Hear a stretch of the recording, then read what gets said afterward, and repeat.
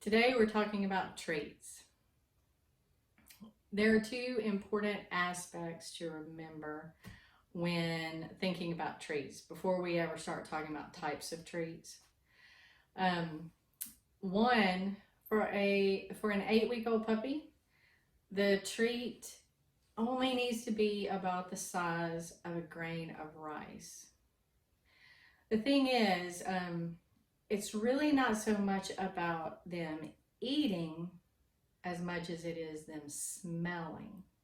So, really, when they smell it, that's what sends the happy signals to the brain.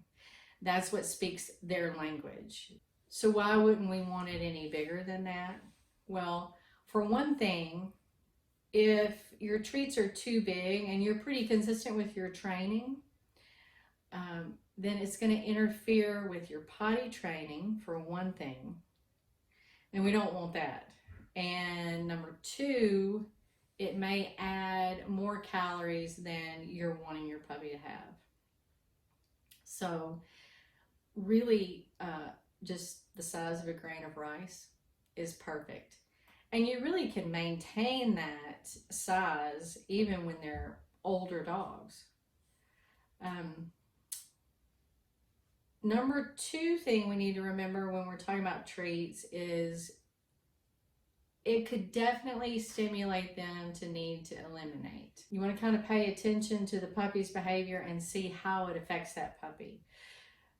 We have a new puppy right now, and pretty much as soon as you put stuff in his mouth, he needs to go potty. So that is something we've learned by watching his behavior, and so we adjust for that.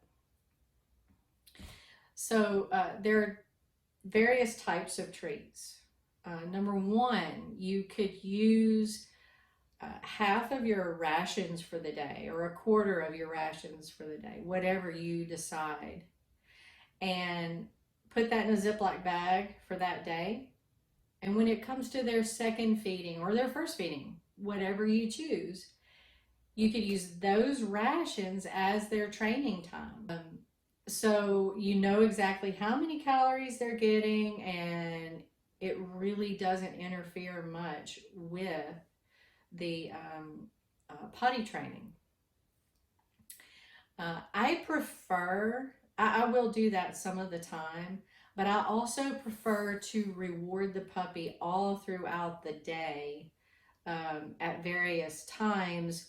When I see a behavior that I want to praise and I want to reward, I like to do that pretty consistently throughout the day, not just once or twice a day.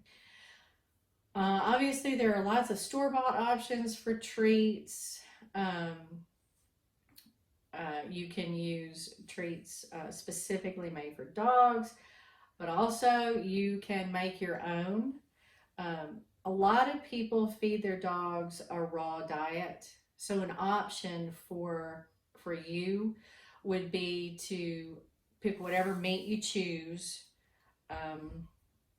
and cut that meat up into, when it's raw, cut it up into very small, tiny pieces. And you can spread those out on cookie sheets, and you can dehydrate them. The dehydrating keeps it closer to the raw state, doesn't kill all the enzymes. You can use hot dogs. A lot of people are opposed to hot dogs. Some people aren't. So a very cheap option would be just your 99-cent pack of hot dogs. There are other kinds of hot dogs. There are the all beef hot dogs. There are no nitrates, and it just depends on what you want, but the ease of cutting those up and storing them is definitely there with the hot dog.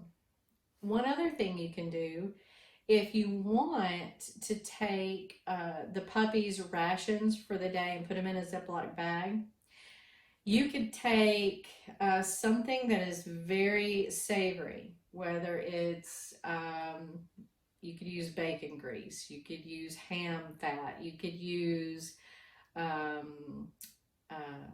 squished, like cooked liver that you've squished into sort of like a paste, a pate, so to speak.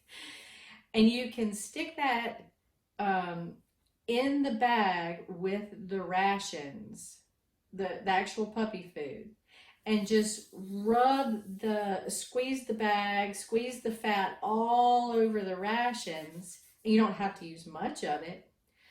But like I said, it's more about the smell for the puppy than it is the actual taste. So you're really not adding a whole lot into that puppy's diet that you may not want, but you're increasing that savory smell, and it triggers that same happy response in the brain, you know. So those are just a few options. Good luck, and we'll see y'all later. Bye.